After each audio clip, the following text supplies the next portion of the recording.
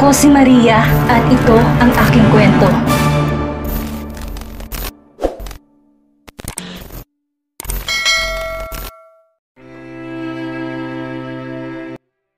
Alexandra? Puko ni Gilbert kay Alexandra na makita nitong abala sa pagluluto sa kusina ang asawa. What are you doing? Nalingon ni Alexandra si Gilbert bahagyang umiti. Nandyan ka na pala, hindi ko napansin. Sagot ng dalaga. Mabilis tinanggal ang apron na suot, kinuha ang pot holder at iniles sa stove ang pot. Umupo ka na doon sa kitchen island, iahanda ko lang to. Nagluto ako ng hapunan. Nagsalubong ang mga kainin ni Gilbert. You cooked?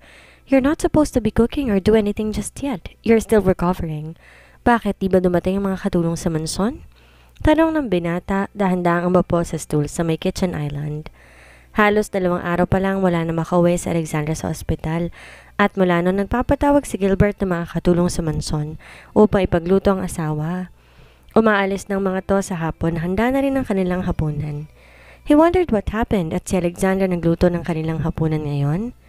Dumating sila, Gilbert, pero ako nagsabi na ako na magluluto ng hapunan nating dalawa ngayon. Ani Alexandra, habang nililipat sa tig-isang bowl ang kanin at ang niluto niyang ulam. But why would you? That's what I'm paying them for. Pumihit paharap sa asawa si Alexandra. Bit-bit ang bowl ng niluto niyang potahe bago naglakad patungo sa pwesto nito. Gusto kitang pasalamatan sa pag-alaga mo sa akin na magkasakit ako, anang dalaga. Marahang ibinaba sa mesa ang niluto niya. Sabi ni Mama Sylvia, mahilig ka raw sa beef dishes. I hope you like beef salpicao. That's the only beef dish I know how to cook. Paliwanag ng dalaga bago mabilis na kumuha ng plato at kutsara para sa kanilang dalawa. Agad din siyang umupo sa katapat na upuan ni Gilbert pagkatapos. What? Alanganing pukaw ni Alexandra sa asawa na mapansing nakatitig ito sa kanya. You mean to say, you cooked this from scratch? Si Gilbert, sa di pa rin makapaniwalang tinig. Ang Alexandrang kilala niya mula pagkabata, pinagsisilbihan ng lahat. Mayaman ang pamilyang pinanggalingan nito at alam niyang meron nakatoka sa paggawa ng mga bagay na kailangan nito. Heck, he even saw one of their maids tie her shoelaces kahit nung high school na sila. Prinsesa si Alexandra, kung ituring ng mga digiya kaya naman hindi niya lubos maisip na makakapagluto to na isa sa mga paborito niyang potahe. Tumango si Alexandra, masayang naglagay ng kanin sa plato ng asawa. I did. Go ahead, try it. Alanganing sumandok ng ulam si Gilbert at nilagay yon sa kanyang plato. Nagsimulang kumain ng asawa subalit nakatitig lang dito si Alexandra. Nang maisipan niya ipagluto si Gilbert ng pagkain kaninang umaga, patay ang tutol ni Manang Philomena sa kanya, ang katulong mula sa mansyon na nakatoka sa pagluluto sa kanilang mag-asawa. Mabuti na lang at pumayag ang matanda na mag-early out at hayaan na lang siyang magluto ng kanilang hapunan. Sa nakalipas na 2 araw mula na namaba siya sa ospital, Gilbert is nothing but civil with her, bagay na kanyang pinagpapasalamat ng lubos. Mula nang pumirma siya sa kanilang kasunduan, ngayon pa lang nagkaroon ng pag-asa sa Alexandra na baka sa hinaharap maging maayos din ang relasyon nila ni Gilbert. Alam niya hindi maaaring diktahan ng puso, subalit ayaw pa rin niyang sumuko. Ayaw sumuko ng puso niyang kahit anong pilit niya, ayaw pa rin kalimutan si Gilbert. At kung mag-uumpisang lahat sa pagiging magkaibigan nila, then so be it. Handa ulit siyang itaya ang lahat para kay Gilbert. This is actually good, ani Gilbert maya-maya. Hindi ko alam na marunong ka palang magluto, Alexandra. You surprised me. Ngumiti si Alexandra, bumaha ang kaligayahan sa dibdib dahil sa papuri ng asawa. Salamat at nagustuhan mo. Yan lang kaya kong gawin ngayon para sa'yo, Gilbert. Natigilan si Gilbert. Sandaling pinagmasta ng asawa. Bagya nang nawala ang pamumutla sa mukha at labi nito, subalit naroon pa rin ang kakaibang lungkot sa mga mata nito na di niya alam kung saan nagmumula. Hindi ba't iniwan mo siya noon at pinahirapan na magbalik ka ulit sa buhay niya? Hindi malayong ikaw ang dahilan ng mga kalungkutan niya. Anang isang bahagi ng isipan ng binata na agad nagpabigat sa kanyang konsensya. Hindi mo kailangan suklian ang mga nagawa kong kabutihan sa'yo, Alexandra. Sa mata ng Diyos at mga tao, mag-asawa tayo. Ginawa ko lang ang tungkulin ko bilang asawa mo. Besides, magkaibigan na tayo, hindi ba? Friends care for each other, don't they? Ngumiti si Alexandra. Yes, they do. And I hope in time, we'll be more than friends too. Gusto sanang idugtong ng dalaga subalit nagpigil siya. Gumante ng ngiti si Gilbert bago, "So tell me, where and when did you learn how to cook?" Pag-iiba nito sa usapan. Sandaling natigilan si Alexandra. Nag-isip kung sasagutin ang tanong ng asawa, subalit, around 3 years ago, sagot ng dalaga, pigil ang emosyon. Noong nag-emerge ako sa probinsya, nag-angat ng tingin si Gilbert. Bumakas ang pagtataka sa mukha. Parang wala siyang nabasa sa life nito tungkol sa ginawa nitong immersion sa probinsya almost 3 years ago. Immersion? Bakit mo kailangan mag-immersion? I heard hindi mo na itinuloy ang course mo mula nang makasal tayo. Sandaling napatulala si Alexandra. Maingat niyang pinipili sa isip ang mga dapat niyang sabihin sa asawa. Gusto ko lang hanapin ang sarili ko noon, kaya nagpa siya akong tumira sa probinsya. Gusto ko doon kasi malayo sa syudad, tahimik. Walang nakakaalam na buntis ako sa anak natin. Dagdag ng dalaga sa isip. Wow, that's something I didn't know. I'm sure you had a good time living alone, away from the city and all its chaos. Komento ni Gilbert. Tipid ng umiti si Alexandra. Fun is not the word that best describes her stay in the province. It was more of lonely and sad.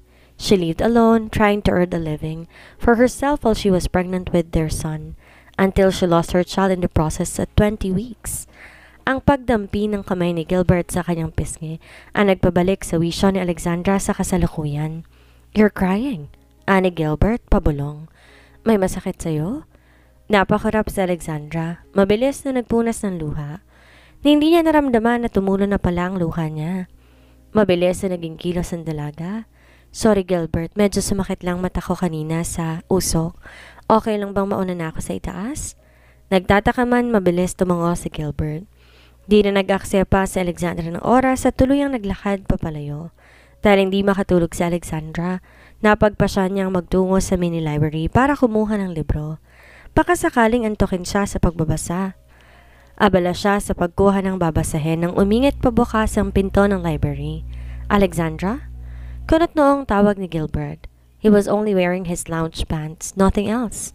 "Naghahanap lang ako ng babasahin." Kandaotal na paliwanag niya. Nag-init ng mga pisngi. He looked so hot even late at night. Gilbert walked closer, dark desire evident through his eyes. Masuyo nitong hinawakan na nakaawang niyang labi, tinawag ang pangalan niya. "Alexandra? Gilbert?" Nanghagkan siya ni Gilbert, tuloy na siyang nagpaubaya. Malakas na buhos ng liwanag na lumalagos sa bintana ang siyang nagpagising kay Alexandra kinabukasan. Kailangan niya ng ilang minuto para mapagtanto na wala siya sa guest room kundi nasa mini library pa rin kung saan sila nagniig ni Gilbert kagabi. "Gilbert?" Kumurap ang dalaga nang maalala ang asawa. Biglang napabangon sa kanyang kinahigaan. Noon lang niya napansin na nasa reading couch siya ng library at ang tanging tumatakip sa kanyang kahubdan ay isang puting kumot na marahil si Gilbert ang naglagay sa kanya. Dumako ang kanyang mga mata sa kanyang nakatiklop ng nightdress sa mesa. Agad nag-init ang pisngi ng dalaga na maalala ang nagdaang gabi. Ilang beses siyang inangkin ni Gilbert, dinala sa rurok ng kaligayahan ng kanilang pag-iisa. Kung noon marahas ang gawin nito kagabi, buong suyong pagkaplos at paghalik nito sa kanya, na para bang isa siyang babasaging porselana na kailangan pag-ingatan. Wala sa sariling napakaplos sa kanyang labi si Alexandra. Ramdam pa niya mga halik ni Gilbert doon. She can even feel the delicious roughness of his palms on her skin. Kagabi, ipinalasap ni Gilbert sa kanya ang kaligayahang walang kapares. At ngayon, kahit alam niyang kalabisan, hinahanap-hanap niya yon. Subalit nagising siyang wala na si Gilbert sa kanyang tabi. Dumako ang kanyang tingin sa wall clock. Pasado 8:00 na ng umaga, baka nasa opisina na si Gilbert, naisip niya. Tumayo na si Alexandra, pinulupot ang kumot sa kanyang katawan. Noon niya napansin na isang long-stemmed rose sa mesa na may kasamang note. "Good morning, wife. See you this evening. Your husband, Gilbert." Nakagat ni Alexandra ang kanyang pang-ibabang labi. Sinusubukan pigilin ang kasiyahang agad lumukob sa kanyang pagkatao. He just enjoyed their each other's body, that's all. Paalala ng kanyang lohika. Alam niya yon. May kasunduan sila ni Gilbert, kaya lang di niya mapigilang isipin na baka may pag-asa pang mahalin din siya sa huli. Kung mangyayari yon at magkakaanak silang dalawa, siguro magagamot ng lahat ng mga sugat ng kanyang pagkatao. Siguro. Pinilig ng dalagang ulo upang hamigan ng kanyang sarili. Kailangan niya na mag-shower at magbihis bago pa man may ibang taong makakita sa kanya sa ganong ayos. Her only wearing the blanket is surely a sure hint that she and her husband were busy with their adventures last night. Bitbit ang kanyang nightdress at mahigpit ang hawak sa kumot na nakatapi lamang sa kanya. Maingat na lumabas ng library sa Alexandra. Lihim niyang nahiling na sana wala siyang makasalubong sino man sa mga katulong na naroon ngayong araw dahil nakakahiya pag nagkataon. Subalit naglalakad pa lamang sa pasilyo si Alexandra nang lumabas sa silid ni Gilbert si Helga, ang isa sa mga katulong sa mansyon na nakatoka sa paglilinis sa kanilang bahay. Natigilan to, nanlalaki ang mga mata. Ma'am? Gulat na sambit ni Helga. Pasimpleng sumulyap sa library na siyang pinanggalingan ng among babae. Agad na nag-init ang pisngi ni Alexandra.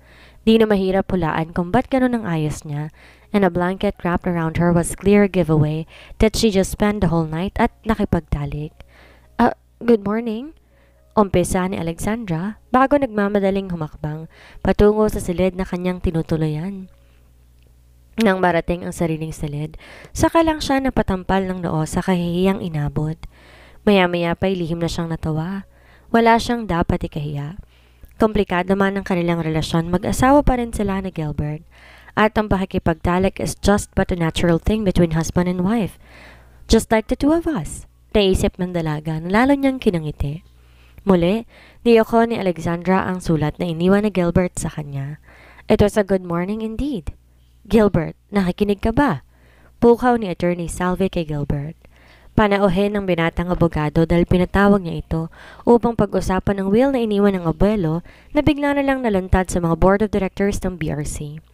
Subalit kanina pa walang maintindihan ng binata sa sinasabi ng abogado. Kahit kaninang dumating siya sa opisina, tila wala sa mga reports na binabasa niya ang atensyon niya.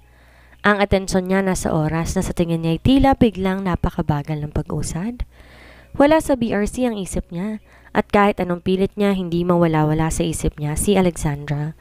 Her long, soft brown hair, her creamy skin, her luscious lips and the way she moaned his name over and over again last night. Umigting ang panga ng binata. Mabilis na naging reaksyon ng kanyang katawan sa naiisip. He had spent the whole night entangled under the sheets with his wife, and yet it seems like even the whole night is not enough to satiate that newly roused curiosity with Alexandra. Curiosity, lust, attraction. Those are the words that best describes his feelings for Alexandra, but never love. Never love. Gilbert, sigurado ka? Ayos ka lang, iho? Muling pukaw ni Attorney Salve kay Gilbert. Humarap ang binata. Umayos ng upo sa swivel chair. I'm fine. Sagot ng binata, tumikim. Anyway, gusto ko lang naman talagang malaman kung paano nalaman ng board of directors ang tungkol sa provision sa will ni Lolo. I have asked you to delay its release to the public for at least 3 months, haven't I? Tumango ang abogado. Tama ka dyan, iho. May kinausap na rin ako sa korte tungkol dyan na huwag mo nang gawing available for public access ang will ng lolo mo. Subalit tila may ibang taong sumilip sa will kaya nila nalaman ang nilalaman nun. I really apologize, Gilbert. Alam kong nagluluksa ka pa sa pagkawala ni Don Anselmo. These things must not be adding up to your grief. Subalit tandaan mo rin na ang BRC isang malaking kumpanya. And the bigger the business is, the greater are its enemies. Are you suggesting that a rival company did this? Umiling ang matandang abogado. Hindi ako sigurado, iho. But the business world is filled with dirty tactics, done to make a situation advantageous to oneself. Anyway, wala naman ako nakikitang problema na nalaman na ng directors ang tungkol sa provisions ng lolo mo. I can see clearly that you and Alexandra have renewed your marital relations.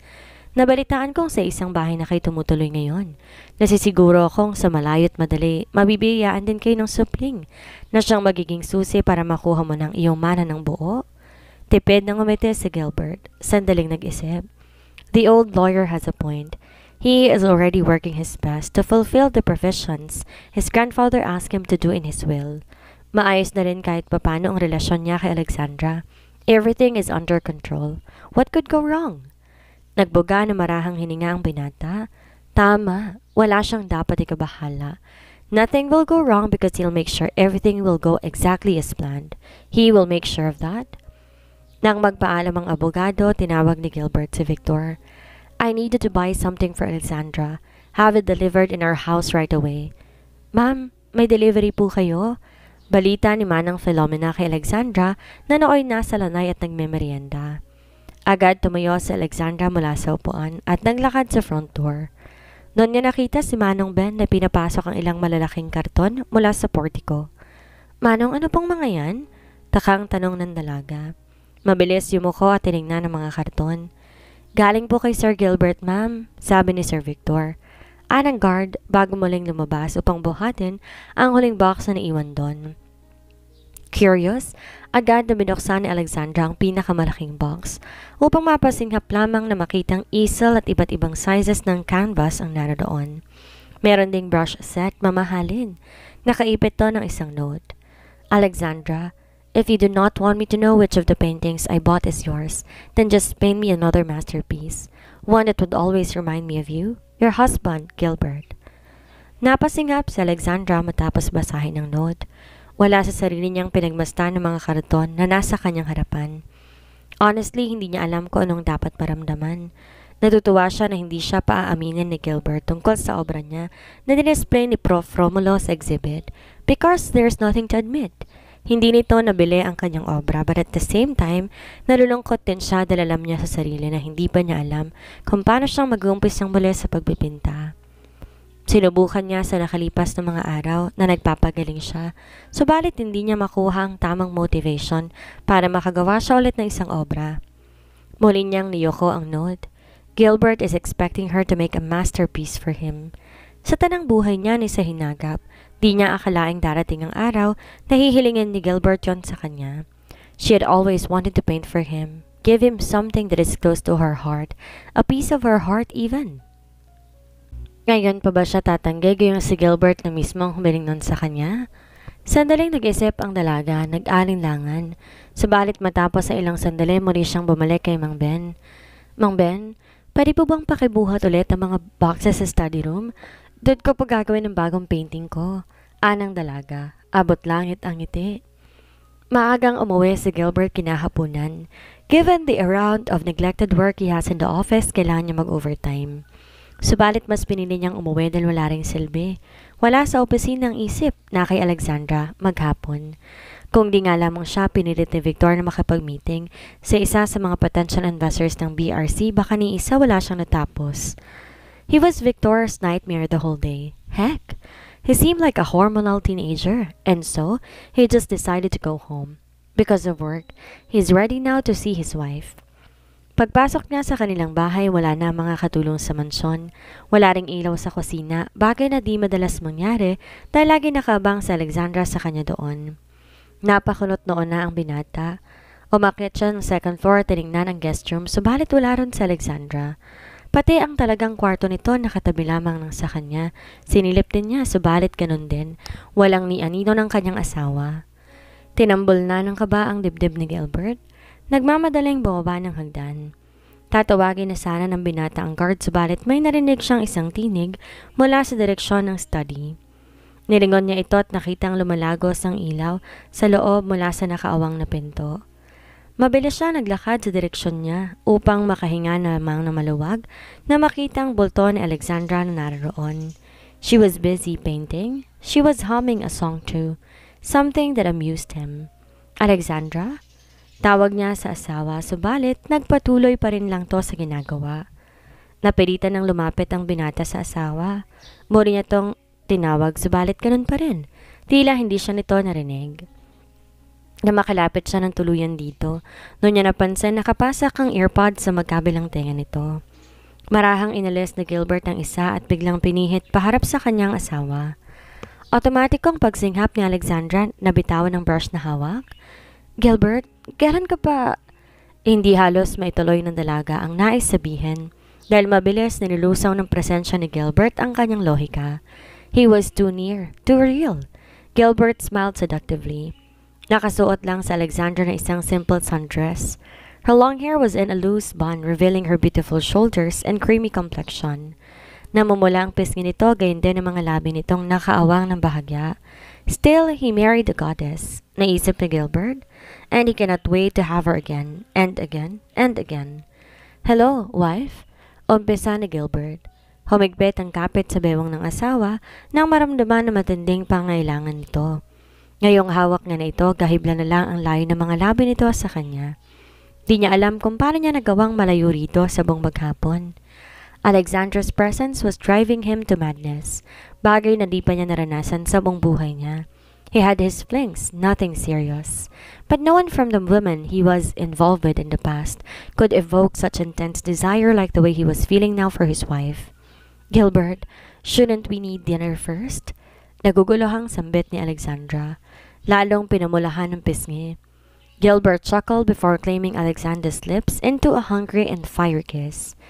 Sa isang iglap, pakiramdam ni Alexandra para siyang dinedirilyo. It's okay, wife. I think I want to have dessert first. Ani Gilbert sa pagitan ng paghalik bago binuhat si Alexandra patungo sa study table. Nagmamadali, hinawi ni Gilbert lahat ng mga gamit na naroon. Pinahiga doon si Alexandra bago kumababaw sa asawa. Few moments more, the room was filled with hormones and cries of pleasure. Masakit ang ulo ni Rose Ann nang magising sa isang hotel kinabukasan. She just had a one-night stand with the guy she met on the bar last night. Paano? Mahigit isang linggo na siyang di pinapansin ni Gilbert. Kahit anong pilit niya, ayaw siya nitong kausapin. Kahit si Victor, hinaharang din ng mga tawag niya. And it's pissing her off. Idagdag pa na hindi niya mahanap-hanap kung sino ang Stella Pulvis na yan. And last night, she decided to have fun. She got drunk and had an amazing play with a total stranger who was still sleeping beside her. Bumangon siya, bumaba ang tingin sa isang tarheta na nalaglag sa sahig. Briggs Benavides, Junior Accountant, Digia Electronics. Napasinghap si Rose Ann. She did not sleep with a stranger, a total stranger after all. Empleyado to na Alexandra and maybe, just maybe, maaring ang lalaking to na ang magiging katuwang niya sa kanyang mga problema. Pakihanda ang financial reports mula sa overseas branches natin, Victor. I want everything on my table bago magtanghali. Ani Gilbert, habang tumitipa sa kanyang laptop at nagre-reply sa kanyang emails. Alas 9 pa lang ng umaga, subalit gusto na ng binatang matapos lahat ng kanyang trabaho bago mananghali. Pinangakuan niya kasi sa Alexandra na manananghalian sila sa labas. Naisip niyang ni minsan di pa sila lumalabas na sila lang dalawa. It's just another part of him building his friendship with his wife. Friendship? Gustong humalakak ni Gilbert. Isang kalokohang matatawag na hanggang pagkakaibigan lang ang meron sila ni Alexandra. Sa nakalipas na isang linggo, halos di na sila mapaghiwalay ng asawa. Maaga tong gumigising sa umaga, pinagsisilbihan siya ng kanyang mga pangangailangan bago pumasok sa trabaho. Sa opisina naman, he'd send her text messages to ask how her day is going or just to keep him from wanting to rush home and be with her again. At the end of the day, he'd always look forward coming home for their dinner which she cooks every day. And after that, they'd spend the night tangled in each other's arms, in wherever place they'd end up to in the house. For apparently, their sexy time keeps getting adventurous by the day, that he doubts if they ever make it to his bed, at least not for a while. Friends? Bullshit. Naisip ni Gilbert. Hindi niya alam kung ginakarma siya o ano paman. Siya ang una nakaisip na muli silang magsimula ni Alexandra bilang magkaibigan. Subalit ko anuman estado ng relasyon nila ni Alexandra, natitiyak niyang hindi yun simpleng pagkakaibigan. At hindi niya gusto na manatili silang magkaibigan lang. You don't lust on your friends, especially people whom you hate growing up. So kung anumang nararamdaman niya para sa asawa, hahayaan niyang panahon na magsabi sa kanya. Sir? Pukaw ni Victor kay Gilbert na siyang pumutol sa linya ng pag-iisip ng binata. May itinawag po kasi sa akin si Miss Jenny kanina. May problema daw po sa planta ng Digi Electronics. Nagsunod-sunod daw po ang pagkasira ng malalaking machines kaya naatrasado daw po ang production. May mga nahuhuli na naman daw pong delivery sa mga natitirang clients na hawak noon ni Ma'am Alexandra. She asked me if you can take a look into it and go there this lunchtime. Mag-pull out ka na engineer mula sa sarili nating planta. Take Engineer de Guzman with you. With his experience, makikita niya agad kung sadya ba o hindi ang pagpalya ng mga makina. Make sure to report to me immediately kung ano ang mangyayari sa assessment. Ani Gilbert, umigteng ang mga panga. Mula na mapasa kanya ang pamamahala sa Digi Electronics, lagi na lang siyang nakakabisto ng mga ilegal na gawain sa kumpanya na mismong mga empleyado ang may kagagawan. Just last week may nahuli silang mga empleyado na nagbebenta ng bulto-bultong spare parts sa black market. The transaction cost millions at di niya alam kung gaano na katagal ginagawa yun ng mga empleyado. Idagdag pa ang unaccounted for missing funds ng kumpanya sa nakalipas na mga taon, which reminds him, kamusta si Mr. Benavides? Na-verify mo na ba kung totoong lumabas siya ng bansa o hindi? Nakausap ko na po ang mga connection natin sa immigration, sir, and upon checking hindi po lumabas si Hector Benavides ng bansa, at least not for the last 2 years. Agad na natigilan si Gilbert. Tumuwid ng upo sa swivel chair. Kung hindi siya lumabas ng bansa, gaya ng excuse na sinabi niyang HR ng Digi Electronics, where is he? Is he even really sick? Ayon sa background check na pinagawa ko kay Mr. Benavides, may sakit talaga siyang iniinda sa nakalipas na mga taon. He also had a bypass surgery 2 years ago na naging dahilan kung bakit tinayaan siya ni Mr. Digia na mag-work from home. It seemed that Mr. Benavides is one of the pioneer employees of the company. Buo ang tiwala ni Mr. Digia sa kanya. Maybe a little too much. Paliwanag ni Victor bago inabot ang isang folder sa boss. What's this? Si Gilbert inabot at marahan yon binuklat. Retrato ng isang lalaki na halos kaedaran niya. Malaki ang pagkakahawig kay Hector Benavides. That's Brix Benavides, sir. Anak po ni Hector. He is also an accountant at nagsimulang magtrabaho sa Digi Electronics 3 years ago. Nagsalubong ang mga kilay ni Gilbert. Marahang umangat ang tingin sa assistant. Are you suggesting that we're looking for different culprit all this time? Tumango si Victor. Malaki po ang tsansa na ganun nga, sir. Muli, tinignan ni Gilbert ang retrato ni Brix Benavides. He seemed respectable and trustworthy, but looks can be deceiving.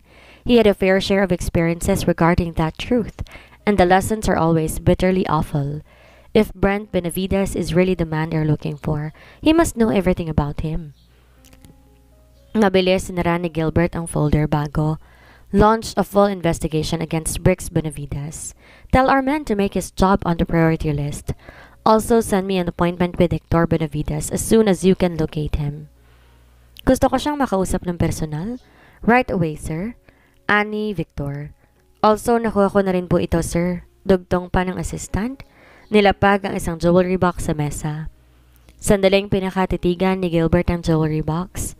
The box itself is vintage and could be worth a fortune for some. Sigurado ka, yan na yun? Tipid na tumango si Victor. Yes, sir. Si Miss Jenny po mismong nagkumpirma. Yan po ang binibentang kwenta si Ma'am Alexandra para mabayaran ang utang nila sa electric company. Nagbuga na marahang hininga si Gilbert. Bakit pa di nilang ginamit ni Alexandra ang binibigay niyang allowance sa nakalipas na mga taon at yun ang pinambayad sa ibang utang ng Digi Electronics? He had learned from Attorney Salve na ni minsan, hindi tinanggap ni Alexandra ang sustentong binibigay niya sa asawa sa nakalipas sa 3 taon. He might have abandoned her subalit alam niyang responsibilidad niya. He needs to provide financially for Alexandra kahit noon labag iyon sa kalooban niya. And now he just spent the last 5 days chasing that precious necklace, which Alexandra sold to pay her company's dues. He had paid 15 million for that necklace. Subalit sa puntong iyon ng relasyon nila ni Alexandra, wala siyang di gagawin mapasaya lamang ito. Thank you, Victor. Please don't forget to book a table for me and my wife this lunchtime. Ani Gilbert, nakangiting tinago sa drawer ang jewelry box. Ano kaya ang naiisip ni Rose Ann na plano para pasakitan si Alexandra? Hanggang kailan kaya magagawang panindigan ni Gilbert ang magandang trato niya sa asawa? Umiibig na nga kaya siya kay Alexandra? Yan ang ating aalamin sa susunod nating kabanata.